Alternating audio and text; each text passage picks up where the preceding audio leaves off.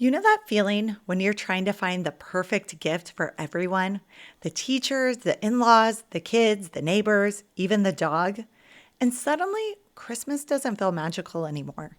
You're running from store to store, your Amazon cart is overflowing, your budget's stretched thin, and your brain feels like it might short circuit. And even though you love giving, you end up feeling resentful, exhausted, and guilty because this is supposed to be the most wonderful time of the year. If the holidays have you feeling stretched thin, guilt-ridden, or burnt out by the endless gift-giving list, this episode is your invitation to pause, breathe, and rediscover the joy that giving is supposed to bring. Welcome to Conquer Mom Stress, the podcast that helps you stress less and enjoy motherhood more. If you've ever crawled into bed at night completely exhausted, but still feel like there's so much left to do, you are in the right place. I'm your host, Jill Gokul, and I believe that motherhood is meant to feel joyful, not exhausting. Together, we'll uncover what's really fueling your stress and give you the practical tools to conquer it so you can finally feel like the confident mom you were made to be.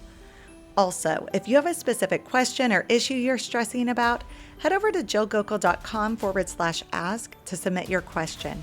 And who knows, you might just be featured in an upcoming episode so you can get practical, real-world solutions to the exact challenges you're facing.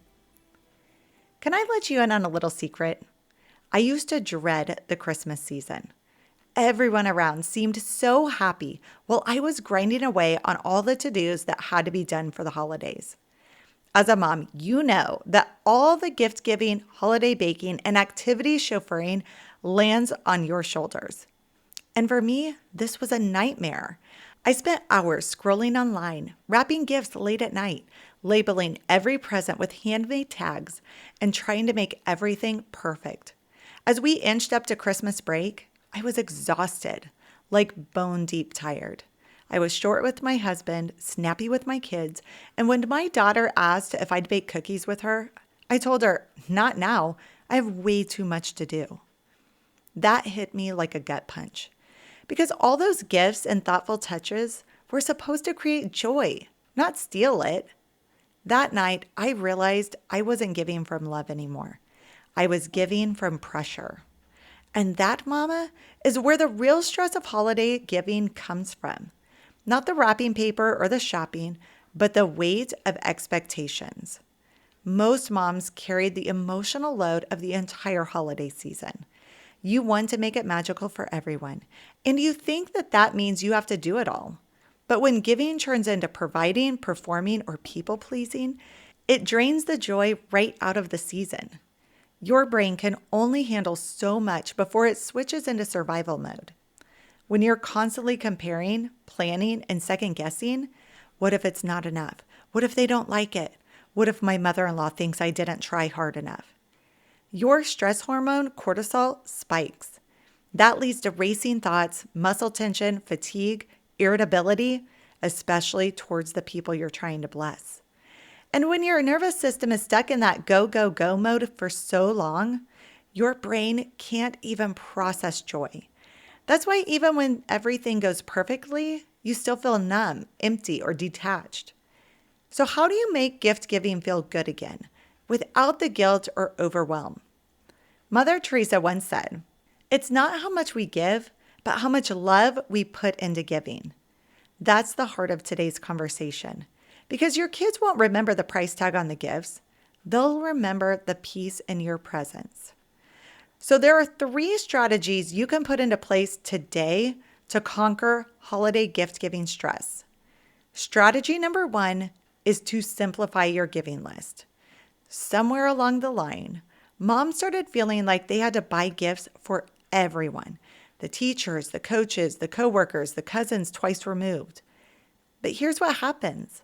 The longer your list, the heavier your load. Every additional person adds mental and emotional clutter, not because you don't care, but because your brain can only handle so many open loops before it gets overwhelmed. Neuroscience calls this decision fatigue. The more choices your brain has to make, the faster it burns through energy, focus, and patience. So here's your permission slip. Shorten the list. Focus on the few people who truly matter most to your heart. Simplifying your giving list isn't selfish, it's strategic.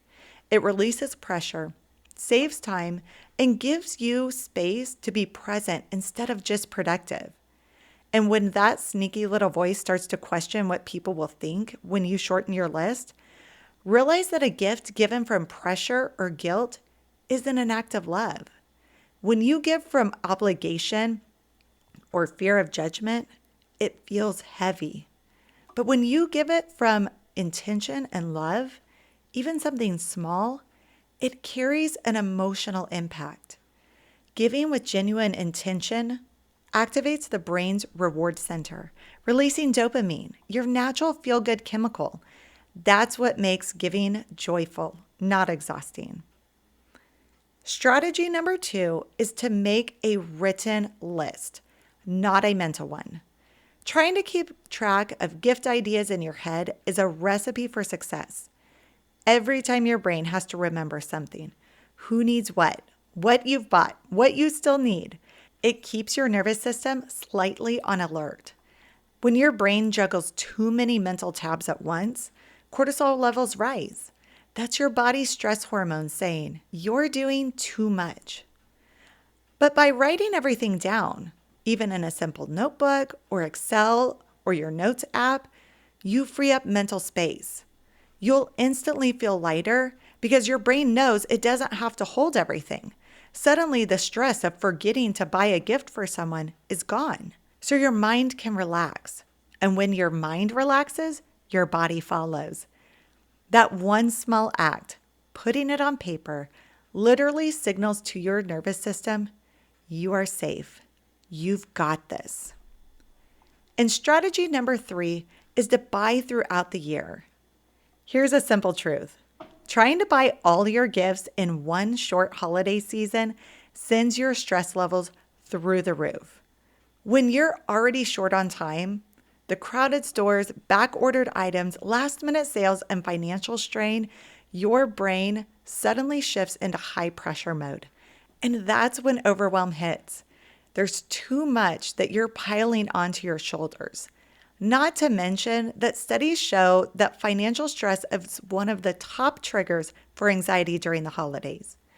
But when you start buying gifts throughout the year, grabbing little things when you see them, you suddenly start spreading out the mental load and financial load that this gift-giving burden can cause. So you'll feel calmer, more prepared, and less like you're sprinting through December on fumes. Spreading it out creates margin, and margin is where peace lives. As Anne Voskamp once said, you don't have to earn Christmas. You get to live it. When you release the pressure to do it all, you make room for peace to move in. Listen, I'm not perfect. The years that I don't implement these 3 strategies always ends up feeling stressful and resentful. I'm seriously kicking myself for taking the lazy way out. Because delayed pain isn't the absence of pain.